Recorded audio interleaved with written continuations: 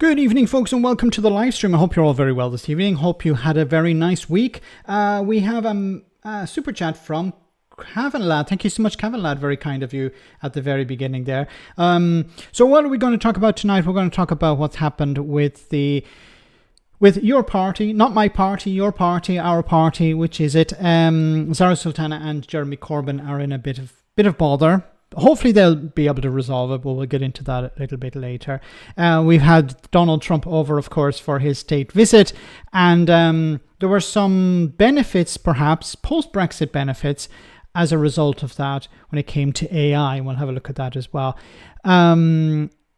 Also, Donald Trump decided to give advice on immigration to Keir Starmer, such as how to stop the boats. Maybe Donald Trump doesn't understand that France and the UK don't share a land border. Maybe he thinks that they do, and you just close the border like in the United States. I don't know. Probably when he was told about boats, he was like, "Boats? Why are there boats? Are they crossing the Rio Grande or something?" You're doing a wonderful job, Suzanne. I fear the future for all libraries if Farage and his freaks get in. Yes, unfortunately, I think when it comes to Reform UK getting into power, they will cut budgets for public services, cut budgets for councils. We need to do everything we can to stop Reform from getting in. But a lot of the power is out of our hands. I keep saying a lot of it comes down to the Labour government. If Labour don't improve the situation for ordinary people, then, of course, people are going to look to someone else. They're going to vote for change. And as we saw with the Tories, when the Tories were running, when the election was taking place, the Tories were kicked out because people were sick of them. And many people voted for the Labour Party, not because they agreed with Keir Starmer, or they agreed with Labour policies, but they were so tired of the Tories, they said, no, we need to get rid of them. And Farage, of course, and Reform UK benefited somewhat from that. They ended up, was it 4 MPs, 3 MPs? They were supposed to get 13, according to the exit poll. Do you remember that? But they ended up with, was it 4? They had 4, then they went to 5, and then they went to 3, and then now they're at 4, I think. With the latest one, of course, being Danny Kruger. Isn't it interesting how the trash of the Conservative Party end up in Reform? It's like some sort of retirement home. The far right of the Conservative Party end up there as well. You don't see many moderates. You don't see anyone really on the left switching to Reform. Now, there have been a number of councillors from the Labour Party. 2 councillors, I believe, have defected from the Labour Party to Reform, and 98 have defected from the Conservatives to Reform. Kavanagh, this week we learned Azerbaijan and Albania were at war. Trump helped to end it, yes. I don't know if you saw the image of Starmer was like going, what? So that was interesting, yes. I remember Trump said that he would end the war in Ukraine in, 24 hours? As soon as he was elected, it wasn't even before he got into, it was before he got into office, he would have stopped the war in Ukraine. Because if he had been in charge, the war wouldn't have started. But the problem was that the war had originally started in 2014 with the invasion and the annexation of Crimea. Donald Trump was in charge in 2016, 2017, and Russia was still in Ukraine. In eastern Ukraine, and of course in Crimea. Why didn't he do something about it then, when he was president at the time? But for some reason, he's not able to sort it out now. It's all Zelensky's fault, of course. Thanks, Cavan Lad. So, guys, I want to touch a few stories tonight. So the first one, of course, is related to Charlie Kirk. Remember Charlie Kirk, who was murdered about a week ago, 2 weeks ago. So this lady claims, I have no evidence against what she's saying here, so it's perfectly plausible, that she went to heaven, met with Charlie Kirk and God, and, have a listen to what she had to say. When I saw him standing next to the Father, he was right there up at the throne with the Father. And there was silence in the throne room at that point. People always come to welcome people there. He was wearing like a tunic outfit, like tunic top and pants. and it was white, and it had gold trimmed all over Do you it. mean that he had a choice and he went and got that? Is that what you're saying? No, the father took him. He wanted him to have it. He wanted for a purpose. Okay. So Charlie Kirk went to heaven. She was there. Charlie Kirk had this white tunic that was given to him by God. Like, did they have a fitting? It's like, does God have this massive like warehouse with tunics, and you go in there for a fitting? Like, who does the fit? Is it like an angel who does the fitting? And can you imagine it? These are some of the questions I have about heaven. Like, you imagine you're an angel, and your entire job is, my job is to do fittings for eternity. People come in, whether I like these people or not, but these people come in and I have to do fittings for them. Okay. This is you, and I realize now after seeing this, he was getting part of his. Why didn't she bring her phone with her? When she went to heaven, why didn't she bring her phone? You know, take a few pictures, a few selfies with God. Is God and Jesus the same guy? I'm not fully up to speed on that. But she could have had a selfie with Jesus, a selfie with Charlie Kirk. Charlie Kirk could have told her why he's in heaven and not in hell. Reward for what he had done. For all the years he had given himself to rescue people, especially the youth. And then he was an advocate for the Second Amendment. How many people were killed because of the right to bear arms? Do you think are the victims of gun violence in heaven and in hell? If they're in heaven, because many of them, obviously, according to Christian theology, are innocent, so those people would be in heaven. And what do you think those people had to say when they meet Charlie Kirk in heaven? I'd love to be a fly on the wall for that, during that conversation. Like, does Jesus have to come in and sort of separate people? Hey, calm down, folks. We're in heaven, remember? We're all meant to be happy here.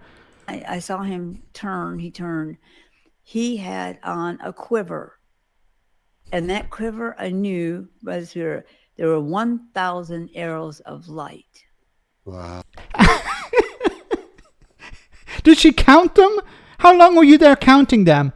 Like, I thought it was 500, but no, it was actually 1,000. We actually counted it together. It's a pretty long dream. In this quiver. Sorry, not dream, experience. And this was part of his reward. The problem is these people, there are people like this who are giving advice to Donald Trump. Like the other guy there, I don't know who he is. I don't know why he's nodding in agreement. These people actually believe that Charlie Kirk, they believe in heaven, obviously, but they also believe that Charlie Kirk went to heaven and met with God. And what did God say? Well done, Charlie Kirk, for standing by the Second Amendment, making sure that people are allowed to, access firearms, automatic, semi-automatic weapons, so they can go into schools and murder children. It's important that right is maintained. I'm not able to step in, and stop the person from shooting all these children. I'd love to do that, but that would be infringing upon that individual's free will. So those children, unfortunately, have to die because, okay, I'm not going to go down that road. My goodness, these people are insane. And remember, these people vote. They vote for Donald Trump. So any young person in the United States who's considering not voting because they don't believe it's worth voting, if you don't vote, these people will. And you know exactly who they're going to vote for. Okay, moving on. On the issue of voting, diplomatic efforts underway to resolve your party row. They really should have came up with a name for this party before just calling it your party. Because Zara Sultana came out some time ago and said, no, it's not called your party. But the media just keep calling it your party. Everyone calls it your party. Anyway. Says, a source close to the pair told Sky News they were mediating behind the scenes to salvage the party's future. So I'll have a Jeremy look. Corbyn's new political party hasn't even formally launched yet. Yet it already seems to be heading towards civil war, after its co-founder, Zara Sultana MP, accused Mr Corbyn and his supporters of being a sexist boys' club. Not so much a left-right split as a left-left split. The row between the comrades broke out after Ms Sultana, 31-year-old MP for Coventry South, sent out an email to supporters encouraging them to join up for £5 a week or £55 a year. Mr Corbyn later hit the roof and said to supporters, ignore the email. In a statement on social media, Mr Corbyn, the 75-year-old former leader of the Labour Party, said an unauthorised email had been sent to all your party supporters with details of a supposed membership portal hosted in a new domain name. He said legal advice is being taken. That email should be ignored by all supporters. If any direct debits have been set up, they should be immediately cancelled, he said. But Ms Sultana hit back, claiming she'd been sidelined by Mr Corbyn and the MPs who support him and frozen out of the official accounts. She said she took the step of launching a membership portal so supporters could continue to, as she put it, engage and organise. And she said, unfortunately, I've been subjected to what can only be described as a sexist boys' club.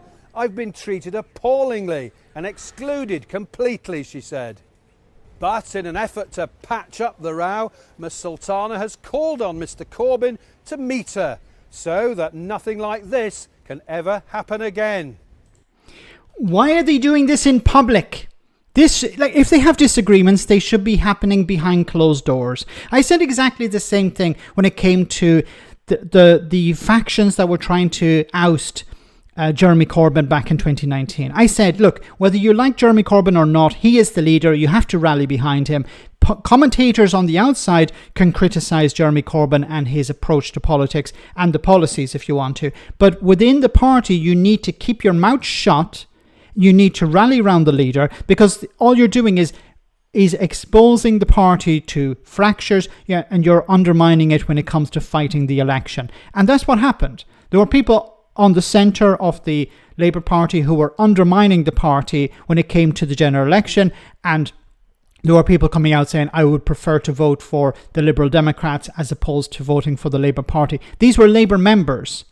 These were people within the Labour Party. This is not like somebody on the outside. This was somebody within the party. They should have kept their mouths shut. If they had disagreements, keep them within the party to try and solve them, and then sort them out when you get over the line when you're in power, or sort them out behind closed doors at least. But a lot of this was dirty linen being aired in public, and here we're seeing the same thing again. These types of fights we shouldn't know about until after they're in power, or when after the party collapses and then somebody writes about it in a book or in an interview or something like that. What went wrong?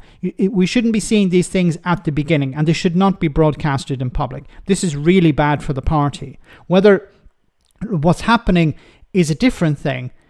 Now, I think what's happening within the new your party is there are two factions. There are the old school politicians, and there are the new ones, the firebrands, the radicals. And the old school ones want to have a party a bit like the Labour Party, where you have an executive, and the executive appoint candidates to be MPs, and they decide the policies, and it's all decided. It's a top-down sort of approach. But I think Zara Sultana wants something different. She wants a sort of grassroots, bottom-up approach where the members decide the policies, the members decide who's elected, who's put forward as a candidate.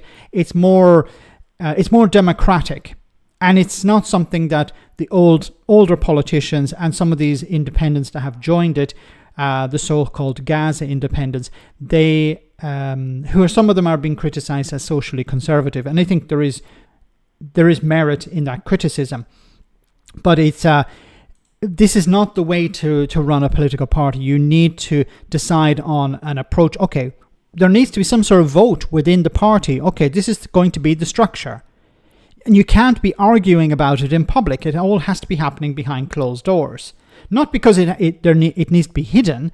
It's because it should be the business of the party members, not the business of the general public or the media to decide how the party operates. Because as soon as you start exposing these things to the media and to the public, they'll get involved, and then they're going to steer the party in the wrong direction or away from where its original goal is.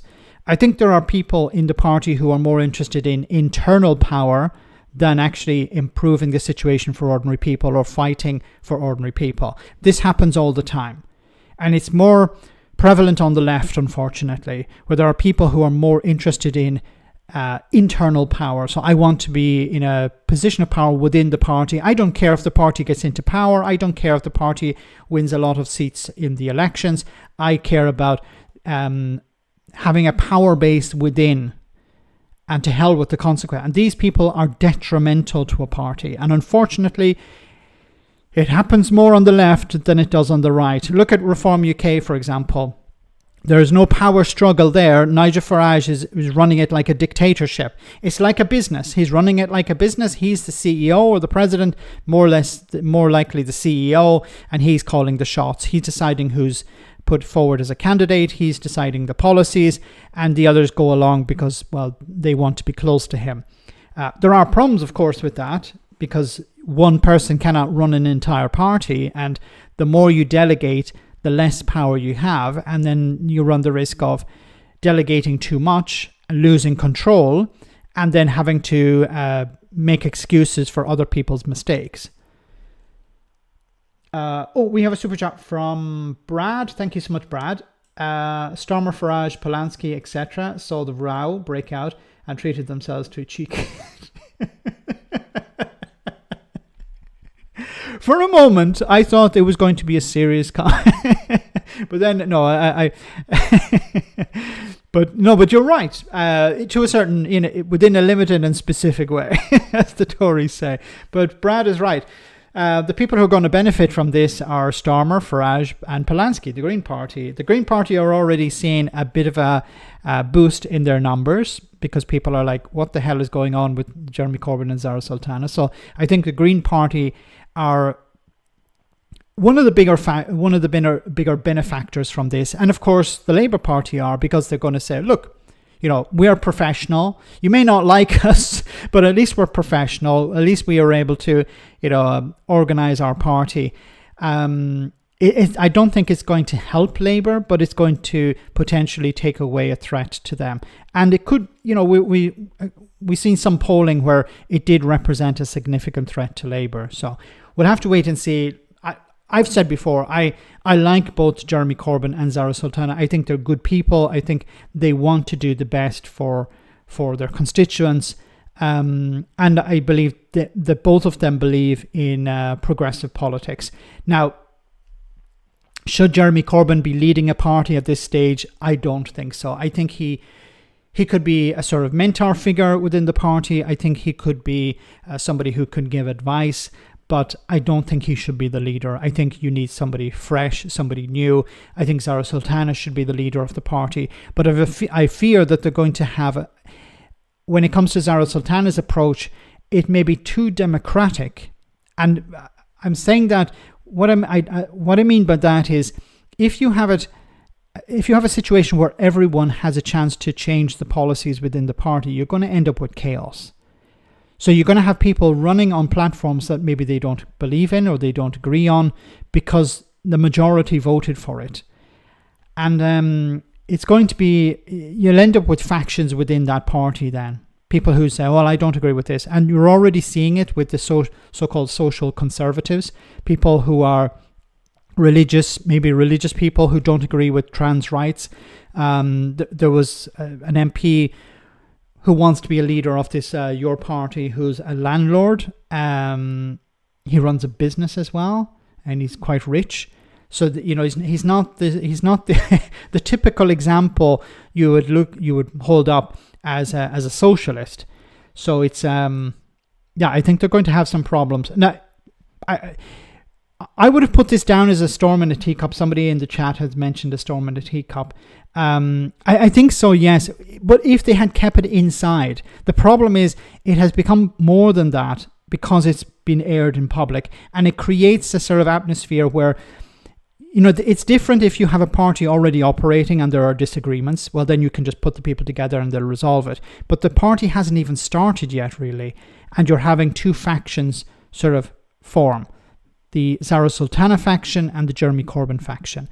And I keep saying this, Jeremy Corbyn wants to go back to a sort of old Labour type politics, while maybe Zara Sultana wants to come up with something new, maybe more populist.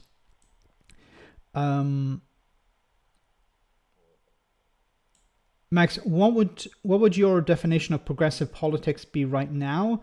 And what do you think of Corbyn's as far as his socialist ideals, given that socialism has resulted in millions of deaths? Says Alistair. I don't have a sort of fixed idea of what progressive politics would be. I'm of the idea that the state should be there. The fundamentals of the state should be to look after the welfare of the public, welfare of citizens. So it should provide people with a means to live, for example. It should provide them with the ability to get a job. It should provide them with housing if they can't afford it. It should provide them with access to food. It doesn't have to be the food itself, but it should be a welfare state that makes sure that people don't become destitute. And I believe that can work with capitalism in the sense that capitalism relies on customers, relies on people buying stuff, and something like a UBI could be, and I think we'll have to head in that direction eventually. But a UBI allows people the means to live. Covers the cost of living, be it housing, be it rent, be it food, be it electricity bills, whatever. A UBI would cover these things, but at the same time, it gives people access to consumer goods, gives them access to things that capitalists want to sell to people. So I think there's a good balance there. I think the idea of going to something like communism or that, I don't think we're going to end up. I don't think we're going to end up in that situation because of probably because of the view the public have of communism. So nobody would really vote for that, and in order to get it in, you'd need to vote for it, and no one's pushing it at the moment. We could, it depends on what we'll see with Reform UK. Maybe there will be a rise of communism with Reform UK in power. People would want the opposite of what Farage is pushing. But when it comes to, I would probably describe myself as a social democrat. I believe in democracy, and I believe that the state should be there to provide a baseline for everyone. In the past, that would have been the welfare state, but I think going forward, it will be something like a UBI. I don't know if I'm making myself clear, though. Regards Canada as the head of the Commonwealth. Did Charles tell Trump to get his dirty hands off Canada? Somehow I doubt he did. No, that's the problem with Charles. He does as he's told. He's told we have to put on a banquet for Agent Orange, and he's like, okay, but I'm not paying for it. You're paying for it. Well, don't worry, the taxpayer will pay. Okay, thank God for that. Love to know how much it cost, but it's seen as soft power. I was extremely critical of it, and I am extremely critical of it because of the amount of money that's wasted on this. But it's used as a tool to convince, and we saw that with the AI companies. OpenAI were there at the banquet. The CEO, I've forgotten his name already. There was also Tim Cook from Apple was there. The head of Microsoft was there. ARM Processors was there. So there were a lot of the big tech companies were there, and it was about Britain saying, "Hey, come to the party. You're welcome on board, and we want you to invest in Britain." And it may pay off. Look, I want to be honest about these. If the Starmer government is doing something good, I think they should be commended for it. If they're doing something bad, they should be criticised for it. If it means genuflecting to Donald Trump in order to improve the situation, then do that. But don't go along with him. If you have to pander to him for 5 minutes to keep him happy, okay, do that. But you cannot redirect your foreign policy to whatever Donald Trump says, because then you might as well be the 51st state. Soft power is something that many people underestimate, and the royal family are really good at a really good, useful, really good tool when it comes to soft power. Poor Charles had to sit there listening to Trump. He's not that poor, okay? He's doing okay for himself, and his family are doing okay for themselves. So they grim and bear it, going, look, this is what, it's their job, okay? And if you think about it, as a royal, you can't really quit. You can sort of quit, but then it all disappears after that. You can't really get another job. So, especially not doing the same thing. Thanks, Calvin, lad. Alistair, good to see you on the stream tonight. Think you need a party that has a social contract with its people, just like the SNP has with its people, Max. Yes, something like the SNP. The SNP, I'm an advocate. I'm guilty as charged. I'm an advocate for Scottish independence. I think Scotland should be independent. I'm willing to challenge anyone on the unionist side to a debate on that. I'm not an expert on Scottish independence. I just have my own personal feelings, but I'd be interested to hear the other side of the argument. I've heard a lot from the independent side. I'd also be willing to hear from the unionist side, but it's very difficult to find a Scottish unionist at the moment, unless you go with the Reform UK, because the Tories have sort of disappeared. But the SNP is a progressive party, progressive when it comes to social policies, and progressive when it comes to economic ones. For example, prescriptions are free in Scotland.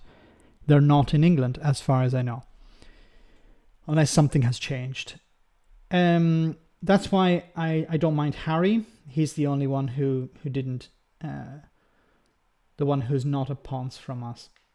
Who's not on the ponce from us. Yes. I loved, there was an interview, it was a presentation or something some years ago, and I loved how Harry said, just call me Harry. Obviously his title was, what was it?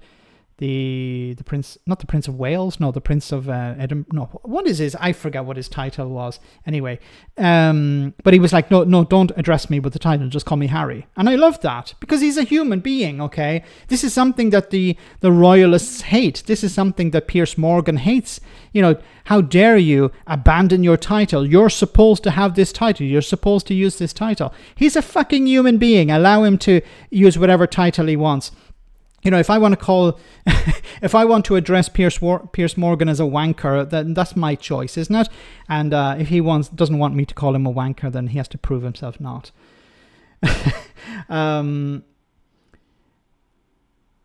Zaltars, can you see them? Of course we can. Scottish Labour House Jocks, take your pick. Yes.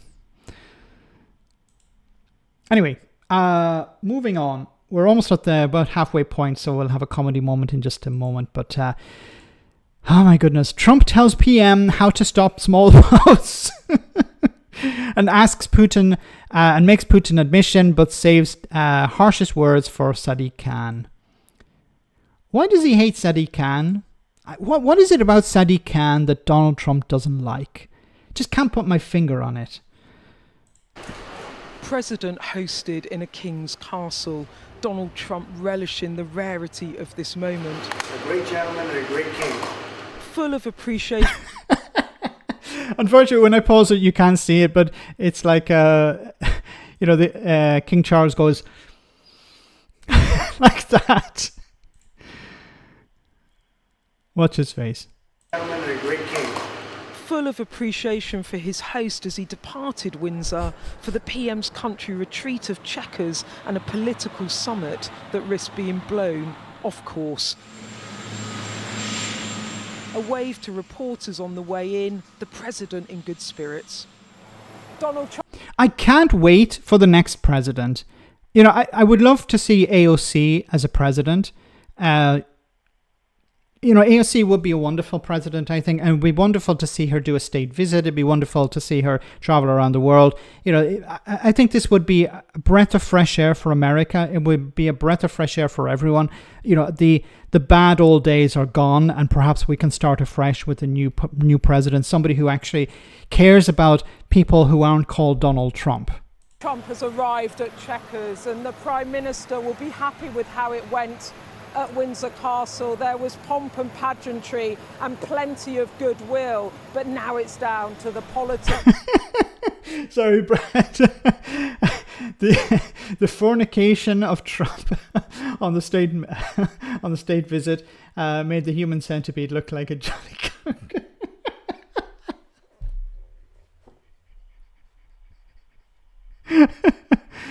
Oh my goodness, yes. I've seen that movie. Don't watch it. And on that matter, it gets trickier. A bit more pageantry to kick off proceedings. Bagpipes for President of Scottish Heritage as he was welcomed into the weekend residence of Sir Keir and Lady. My goodness, that guy's not standing on a step. I thought, sorry, just look at the, okay, I'll pause it, but look at the guy, I don't know if you can see, the guy, I don't know, the soldier, probably soldier, standing between Trump and Starmer. I thought he was standing on a step. He's not. He's like 12 feet tall or something. President of Scottish Heritage as he was welcomed into the weekend residence of Sir Keir and Lady Starmer. The warmth between these two leaders plain to see. And the fruits of that on full display with the signing of a massive US-UK tech deal. It's a great honor. Bringing tens of billions of inward investment into the UK, powering the artificial intelligence revolution and new. Okay, so when it comes to this AI revolution, unfortunately, RAF Queen's Guard Max. Okay, thanks for that, Alistair. The guy, like, would he fit in an airplane? Anyway, when it comes to this AI deal, it's potentially wonderful. It's potentially a tool for success, a tool for prosperity, £150 billion. Now, people are putting it down as a Brexit benefit, but then on the other side, what has the UK lost as a result of Brexit? So it doesn't really balance out. But let's look at it on its own. Well, £150 billion, a huge amount of investment from companies like OpenAI, Apple, Microsoft, ARM processors, a lot of these companies, NVIDIA as well, these big corporations investing in Britain. This is a great thing. But will it result in prosperity? Because we don't want to see this money hoarded. We don't want to see this money like what's happening with Facebook or Apple, where the taxes are not spent, the taxes are not paid in the UK, they go out, or they're not paid in Ireland, they go out, the money goes out of the country, so the countries themselves don't benefit a huge deal. That's from a tax point of view. But when it comes to AI, it's going to replace 90% of jobs. And I've been looking at videos about this, and on YouTube, these videos don't get any traction whatsoever. And I think this is a massive issue that's not been covered by the media at all. And no one's really talking about it. Maybe people are hoping that they will not be affected by it, but it's going to impact all sectors of the economy. Even the NHS. There were situations where doctors are using AI to carry out, to do the note checking, to collect all their notes. They used to rely on the secretary to do that. Now they don't need that. They have an AI to do it. This is a benefit, maybe, more streamlined collection of data. But when it comes to young people getting on the career ladder, starting out, at the very bottom, these jobs are disappearing because the AI is doing it either directly, or businesses are putting pressure on their existing staff to use AI, to use it more in order to save money. And if a company is saving money by not hiring staff, that money goes where? It goes into the pockets of the shareholders. The shareholders are going to get very rich as a result of AI. But what about everyone else? That's why I did that interview with the guy, Scott, not that long ago, where we talked about a UBI. And we're not hearing about a UBI anymore, unfortunately. New nuclear power. What is the relationship all about when it comes down to brass tacks? It comes down to leaders, of course, leaders who respect each other, leaders who... Yeah, Donald Trump respects other people.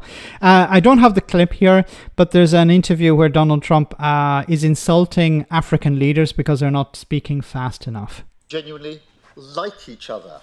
And just look at what we're achieving today together. The deals and investment that you're announcing today break all records. The ties between our countries are priceless, and it's really an inheritance. So I'm beautiful inheritance. Today we're making those ties closer than ever before. Yet another military Boris Johnson? No. display in a visit peppered with tricky manoeuvres. The diplomatic business of this trip needing careful navigation when it comes to wars on two fronts, Gaza and Ukraine, and the potential rupture over the UK's decision to recognise the state of Palestine. The situation in Gaza is intolerable. The hostages have been held for a very, very long time, and they must be freed. And we need aid to get into Gaza at speed. And so it's within that context that the question of recognition needs to be seen. So I have a disagreement with the Prime Minister on that score. Okay? One of our few disagreements, actually. But there is broad agreement on Hamas. Let me be really clear about Hamas. They're a terrorist organisation who can have no part in any future governance in Palestine. And That's good. what happened on October the 7th? What the fuck?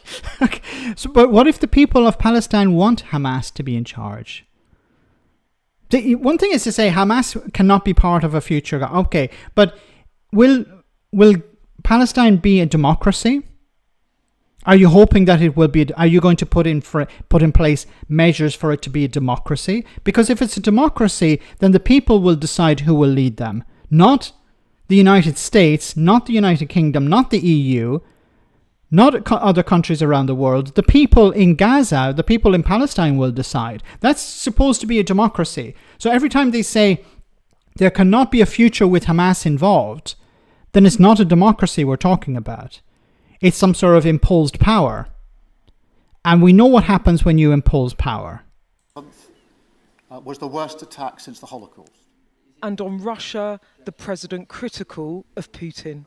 The one that I thought would be easiest would be because of my relationship with President Putin, but he's let me down. Mr. President, Oh no, he's let me down. Yeah, you were played like a frigging fiddle. if I may, the King praised your personal commitment last night to finding solutions to the world's most intractable conflicts. You have invested much of your time and effort in Ukraine, but even as you seek to broker a deal, President Putin is escalating the war. He's firing drones into NATO airspace. You say he has let you down. Was it a mistake to invite him to Alaska? Do you regret it? No. And is it time to squeeze him, sir, and scare him and impose sanctions? Very simply, if the price of oil comes down, Putin's going to drop out. He's going to have no choice. He's going to drop out of that war. If the oil price... Of course he's not going to drop out because of the oil price.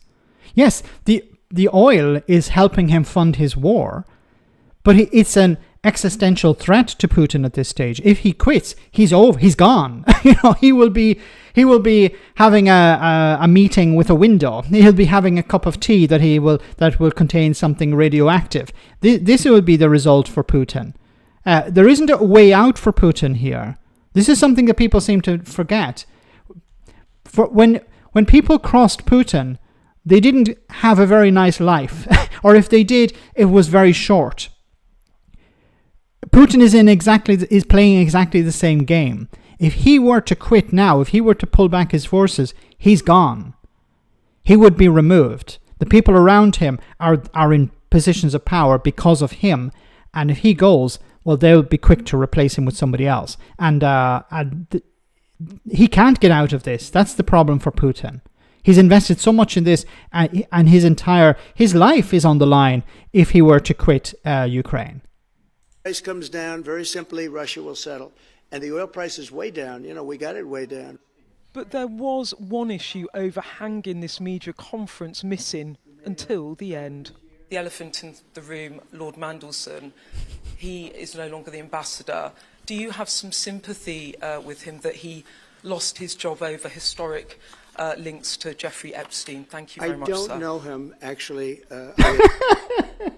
I don't know who Jeffrey who. I know, and I've never Jeffrey Epstein. What? Can you spell that for me? I don't know who you're talking about. Jeffrey? No. I've never even Jeffrey. Jeremy Corbyn. Is it Jeremy Corbyn? I've heard of him. Jeremy Clarkson. Okay. Jeffrey. No, I don't know. Is that guy from Game of Thrones? That's Joffrey. No, no. Jeffrey Epstein. No, never heard the guy. Never met the guy. Never, went on a plane with him. No, never went to an island with him. Never went to his island. Never had girls on my knee. From handed to me by Jeffrey. No, none of that ever happened, okay? Remember, people, there is no list, and I'm not on the list.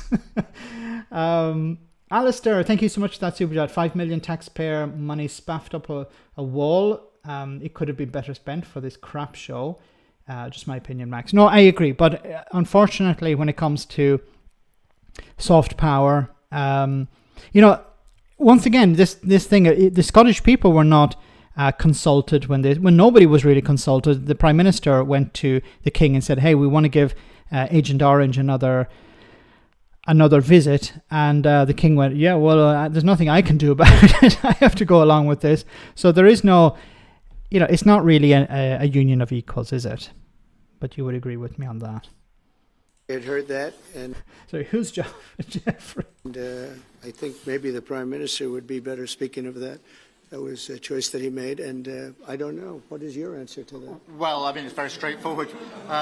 Some information came to light last week which wasn't available when he was appointed, and I made a decision about it, and that's very clear. A difficult issue dodged in a state visit where these leaders were keen to stay in line. President Trump there is leaving the UK after. Okay, no, I thought they might have a clip of him suggesting how to stop the boats. Although it says here, speaking at Chequers, Sir Keir's country retreat warned illegal immigration is going to destroy countries from within, and said it doesn't matter if you call out the military to deal with small boats. Yes, as if the military would be able to stop small boats. As I mentioned before, you would need thousands of ships in the English Channel doing what? I don't know, because as soon as the boats cross into English waters, they have to be picked up. They have to be taken to a safe place. This is not like the United States where you just close the border. Maybe some people who vote for Reform UK think you just close the border or put up a net or put up a barrier or build a wall. Donald Trump was great at building walls. Maybe we should build walls too. Can't believe people are cheering them on. Don't give an F about flags. It's cruel. Not our king. He can't take the oath in Scotland. I assume he meant Mandelson, but how did he not know the British ambassador? No, then I must have got the wrong end of the stick. I thought he was talking about Jeffrey Epstein. Of course he knew the ambassador. He met with the ambassador. The ambassador was in the Oval Office when he was, before he was sworn in. Like, Donald Trump had to sign off on the ambassador.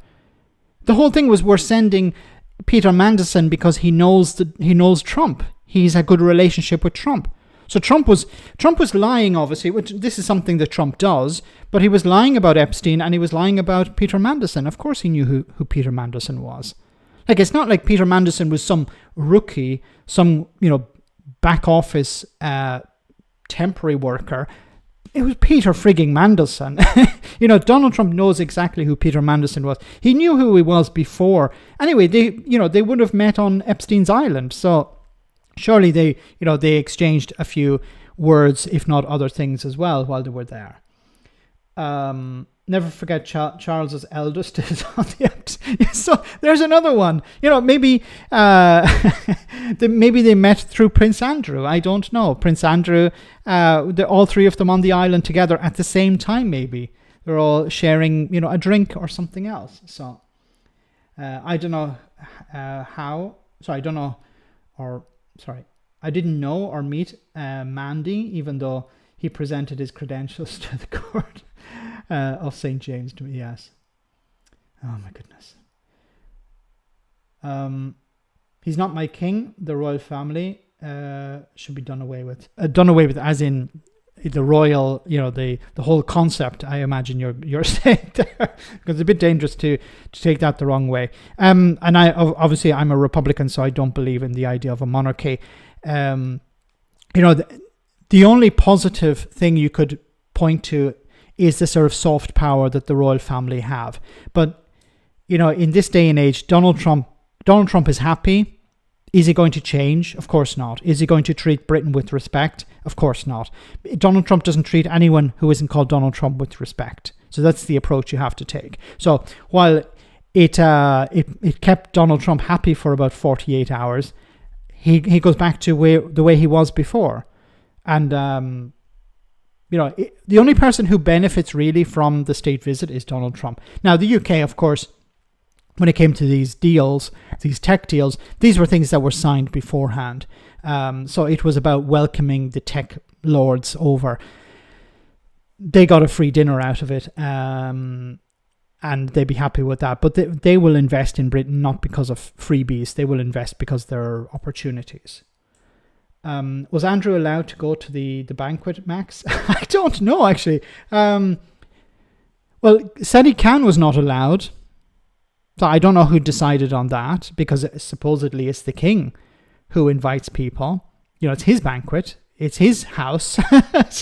He's putting on the meal, not paying for it, but putting it on. So I presume that Prince Andrew was there, maybe hanging around in the background. Maybe he was eating his dinner in the kitchen. I'm not sure. with the staff. Trump couldn't have been on the Epstein's Island, as he was hosting a birthday party for Donald Trump Jr. at McDonald's in Brooklyn.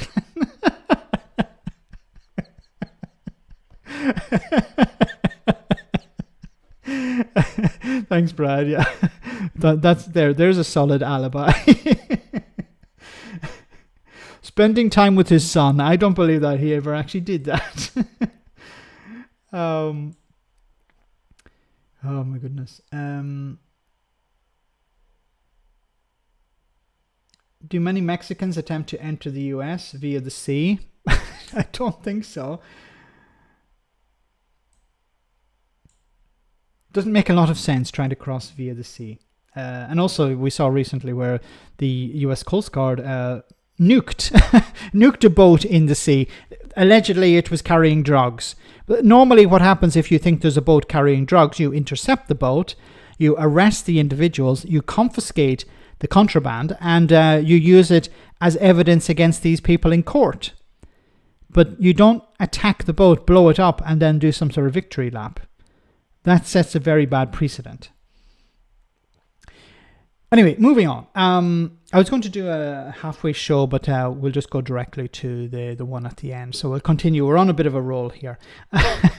This is a funny story. So Andrea Jenkins, we know Andrea Jenkins. She is the former Tory who became, who converted to Reform UK and then won a seat as not a councillor, a mayor of Greater Lincolnshire. Mayor asks for extra £147,000 to help answer emails. They were supposed to save money. They were supposed to, Reform UK said, what we're going to do is we're going to get into power. We're going to look for waste and get rid of this waste. And we're going to save the taxpayer, the council taxpayer, huge amounts of money. We're going to be a party of efficiency. And we're even going to have our own Doge department, a bit like Elon Musk's in the United States. What happened to Doge in the United States? It all went very quiet. Anyway, it says here, the Mayor of Greater Lincolnshire Combined County Authority, Dame Andrea Jenkins, has asked for £147,000 increase in her office budget to employ people to help her. I thought that, another thing, Reform UK kept saying that we have the best people. We don't need all these assistants. All of these quangos and all of these assistants is just a waste of money. We have the best people who can hit the ground running. They know exactly what they're doing. They don't need support from anyone. And now Andrea Jenkins is asking for help. It says here, I've literally 0 people in my team, she said. I have over 2,500 emails each month from constituents. I'm staying up until 3 o'clock in the morning answering some of them myself. You knew this was going to happen. Couldn't she bring on somebody from Doge? Allegedly, they're working for free. But no, I need to hire some people at the cost of £147,000 that the council will have to, taxpayers will have to pay, or council fee payers. Dame Andrea request was made at a meeting on Wednesday, which also heard the council leader plan to ask the UK government to cover £630,000 overspend of the mayoral election that appointed her. Wonderful. So almost £1 million up the wall because of a reform councillor or mayor. The election held in May cost an estimated £2.3 million instead of the approved budget of 1.7. How the hell did that happen? The final bill is still to be worked out.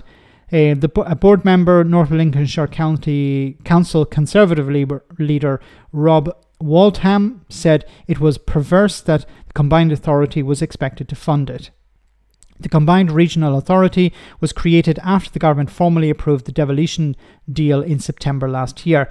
The deal promised an additional £24 million per year for the next 30 years and the transfer of more powers from Westminster, enabling greater local decision making. But the mayoral office bill came to £630,000 more than expected, with postal costs combined contributing to the increase, according to Local Democracy Reporting Service.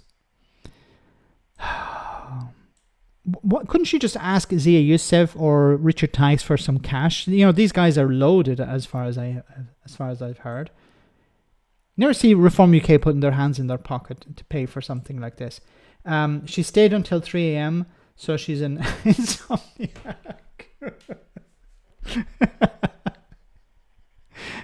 She shouldn't have been singing at that convention. She should have been answering frigging emails.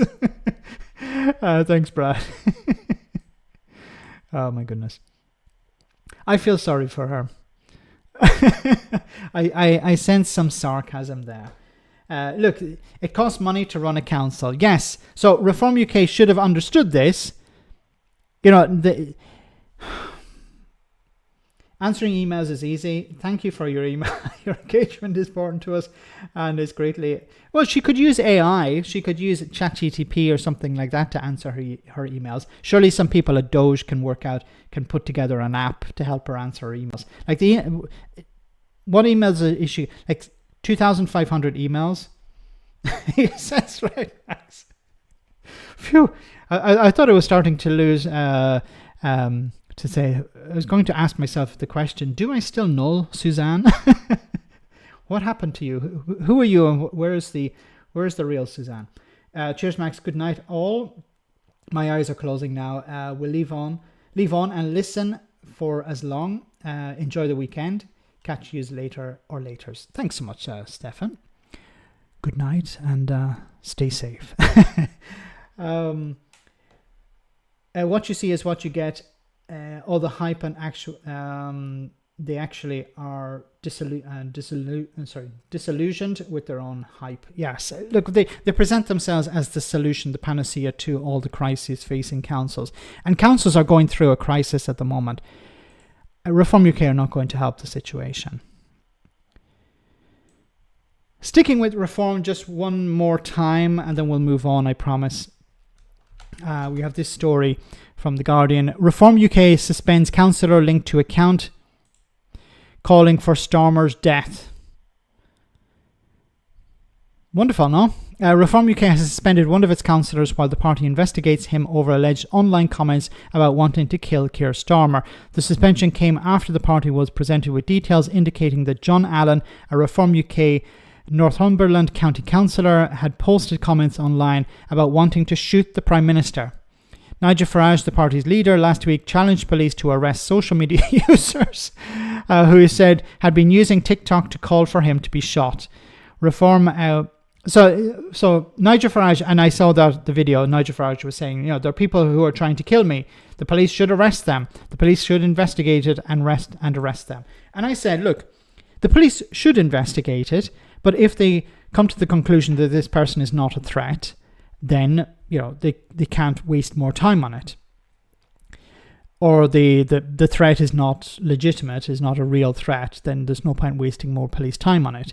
And the same applies here. But when it comes to Reform UK, why is it always Reform UK councillors that are like calling for people to be killed? It's like, there are a few oddballs on the left, but generally a lot of the craziness is concentrated in Reform UK. Like, if somebody had told me councillor calls for Keir Starmer to be shot, I wouldn't automatically think, well, this is probably a Tory, or this is a Green Party councillor, or it's an independent councillor. I'd automatically go to Reform UK. And why is that? Why is it, if you were to guess which party it was and you went with Reform, you'd be correct 99% of the time. Lucy Connolly level of stupid, yes. Posting these things online as a councillor. Alan, who's also an appointee to the Northumbria Police and Crime Panel and sits on a number of committees, neither confirmed nor denied that he was behind the YouTube account John Allen 7807 when he was asked by The Guardian. The account has made repeated calls for Starmer to be killed. Like, what was he hoping to achieve by this? In recent years, it's been posting comments indicating that it's likely to be an Allen account, such as an announcement last month that the handle user had been elected. It's like he's kill Keir Starmer, kill Keir Starmer, kill Keir Starmer. Hey guys, I was elected to Reform as a councillor. Kill Starmer, kill Starmer. Oh my God, these people are insane. Under the video about the conviction last month of an asylum seeker for sexual assault, it posted, "I can't wait to see Keir Starmer swinging from a lamppost," he said. Oh my goodness. These people, once again, Reform UK attract the worst type of people, and then Nigel Farage comes out and says, hey, we're not racist, okay? We're not xenophobic. We're not extremists. We're just talking common sense. We're not bad people. We're not far right. We're just right. Okay. This is what he's trying to sell. Okay, guys, we're almost at the end of the stream. I just want to cover this final story here. It's a bit of a clip. It's not even a story about AI. So hope you don't fall asleep while watching this. This is the week. This is the week that I declare that UK will be an AI superpower, and that was the mandate from Prime Minister Starmer. He wants the UK to be an AI superpower. He recognizes that the ingredients are all right here. This is the week. Okay, so this is the head of NVIDIA, the biggest chip producer, or at least the biggest AI chip producer in the world, and he is investing in the United Kingdom, which is great news once again.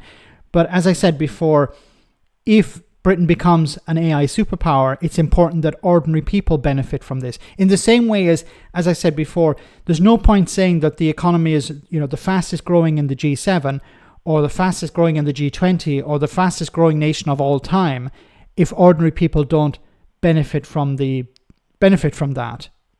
If ordinary people don't share in the prosperity. And we're going to see massive prosperity as a result of AI. And it's great that the UK is going to be a powerhouse when it comes to AI. But it's important that people's data is protected, that people are protected, and that the rules are strong enough to make sure that these companies don't create AI that goes berserk, that we don't get to a stage where we have artificial superintelligence, which is completely out of control. That there are measures in place that either slow it down or control it in a sufficient way that makes it safe. And of course that we have a UBI. Thanks, Killer. And of course that we have a UBI as a result of this, because we're going to see mass unemployment. The UBI, the AI bosses and the politicians will say, don't worry, it's going to create lots of jobs like the Industrial Revolution did, like other revolutions did. No, this is very different. And I'm not scaremongering here. I've been looking into this a lot, and a lot of the white collar jobs are going to disappear first. The safest jobs are plumbers and electricians because they're the most difficult jobs to automate. They're the most difficult jobs to get a robot to do because they require so many different skills. So, and the ability to get in and out of buildings, like robots are nowhere near the the level necessary to do these jobs. So the safest job, if you're in the market for a job, if you're looking for a job and you're looking for a career path, at least in the short term, plumber or electrician is the way to go. Programmer, no. A lawyer, no. A lot of these jobs are going to be outsourced to AI straight away, especially at the lower end, at the entry level. So guys, I want to say thank you to everyone who came on tonight. Thank you so much for your super chats. Thanks so much for staying with me for so long here. Before we go, we have our one for the road, so I hope you enjoy this. And I'll see you on Tuesday, same bat time, same bat channel. Stay safe, take care, and enjoy this. North Korea has gone too fucking far! Kim Jong-un has made it illegal to talk about burgers and ice cream. Mr. Kim, I'm gonna hold your hand when I tell you this. I don't believe you're not having any burgers and ice cream. Listen, I think Kim is a great man. People wouldn't keep electing him if he wasn't. There's some facts you may not know about Mr. Kim. For instance, he doesn't need to go to the toilet because his body is so well calibrated, he doesn't need to shit or piss. Mr. Kim only eats the exact right amount his body needs, and no more. I think that's obvious to everyone. Also, he's kind of changed his tune on the hamburger because a few years ago, he was telling everybody his dad invented it with a much better name, double bread with meat. Just can't beat a big fucking dirty double bread with meat after a night on the piss. Also, they recently set their clocks back half an hour because in 1919, the Japanese stole a half an hour from them. You didn't fucking think of that, did ya? The Japanese. Anyway. So guys, have a great weekend. I will see you same bat time, same bat channel. Stay safe, take care, and good night.